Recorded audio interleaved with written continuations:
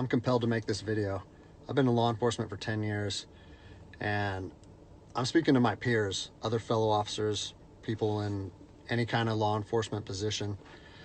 I've seen officers nationwide enforcing tyrannical orders against the people, and I'm hoping it's the minority of officers, but I'm not sure anymore, because every time I turn on the television, every time I look to the internet, I'm seeing people arrested or cited for going to church, for traveling on the roadways, for going surfing, opening their businesses, going to the park with their families, or doing nails out of their own house, using their own house as a place of business, and having undercover agents go there and arrest them and charge them with what?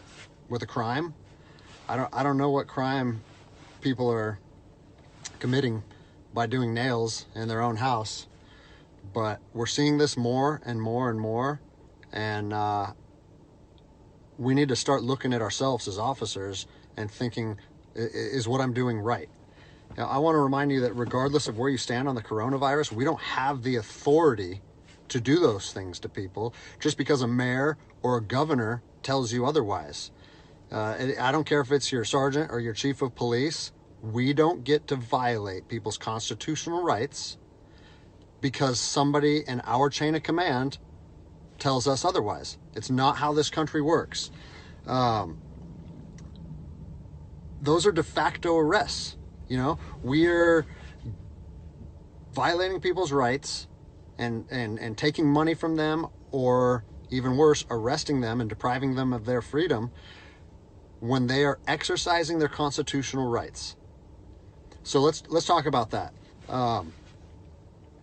Let's read something right here off of the Declaration of Independence. All men are created equal. Among these, we have the right to life, liberty, and the pursuit of happiness. That to secure these rights, governments are instituted among men, deriving their power from the consent of the governed, meaning our power and any government official's power is derived from the people. Okay? We don't hold power over our citizens. It's contradictory to everything that our country stands for. And this is what I'm seeing. First Amendment rights, telling people they can't go to church, freedom of religion. Okay? Telling people they can't protest, freedom of assembly. Fourth Amendment violations, illegal traffic stops to check for papers. What are you, the Gestapo? Is this 1930s Nazi Germany? You don't get to stop people unless you have reasonable suspicion or probable cause that they have committed a crime. And I know people that have personally been stopped saying, we want to see papers showing that you're essential.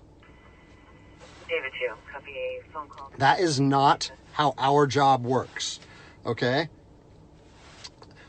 What really has been pissing me off lately is the fact that these officers that are going out here and enforcing these tyrannical orders, what they're doing is they're making my job and my safety, or they're putting my job and my safety at risk.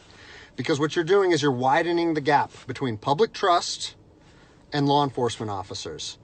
And what that's going to do is it's going to, I mean, look at what's happened to law enforcement in the last 10 years. Less and less public trust, and more often than not, that is a result of isolated incidents that get blown out of proportion. Well, they're not isolated anymore. They're happening every single day. And the thing that I want you guys to realize is that our power that we hold as law enforcement officers is nothing more than a facade. It's a badge and a gun. And people, you don't realize, if you haven't lived in anarchy, if you haven't seen combat, things can be stripped from people in a heartbeat. And that's what I'm afraid of. I'm afraid that these actions are going to wake a sleeping giant, i.e. the American people. Okay? They are going to be put in a position where they won't have their rights trampled anymore.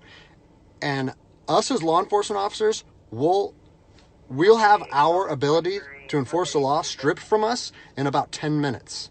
Okay? I think what is going to happen if this continues is we're going to see bloodshed in the streets. Okay? I don't want to see bloodshed in the streets on either side of this coin. I don't want to see fellow officers get injured or killed, and I certainly don't want to see citizens get injured or killed. And I promise you, most of you out there doing these tyrannical acts against our citizens, you're not ready for combat. You're not mentally or physically ready for combat in the first place. I promise you, you don't want to go through that, and I hope I never have to go through that again. You don't get to just say, well, I'm doing this because I was told to do so, or I'm following orders, or I need to keep this job. Guess what? I need to keep this job more than anybody. I have 3 young children. I have 2 houses. Like, I have the same sob story that the rest of you guys have. But my personal choices and my living arrangements, no matter what they are, don't allow me to trample on people's rights. And I don't understand why that concept is so hard for people to understand. Listen, you need to stand up for what's right. You need to, if you're part of a department or an agency that is asking people or asking their officers or their deputies to impose on people's rights and infringe on their freedoms, you need to step up and say, no, that's not me. That's not what I signed up for, and that's going against my oath. And if that costs you your job, so be it. At least you'll be able to look at yourself in the mirror at night. I've already expressed this to my department. And luckily for me, I come from a department that I feel like my chain of command shares my view, but I don't care what department you're part of or what your chain of command thinks. You don't get to trample on people's liberty. And so, as a special operations veteran, I've fought on the streets of Iraq under the U.S. government's guise of freedom. And I'm telling you what, the American people are going to you are going to wake a sleeping giant, and they are going to fight 10 times harder for their freedom on their soil than anything you've ever seen before. And if that's something you're willing to face, then keep trampling on people's rights. But I promise you, the American spirit of defiance is going to rise again, and it's going to be a big problem for our country. So I'll leave you with this, something that I learned as an E-nothing in the Army. No matter what situation you're put in, if you look inside yourself and ask yourself one question, am I doing the right thing? You ask yourself that, you know the answer. And no amount of money or no order or law or anything should be able to make you go against doing the right thing. So I'm imploring officers to look inside themselves and ask themselves, is this what I want to be doing to my citizens? And I think the answer is clear. And if we all stand up together, guess what? It'll be a non-issue, no factor, because people and law enforcement will be united like we should be.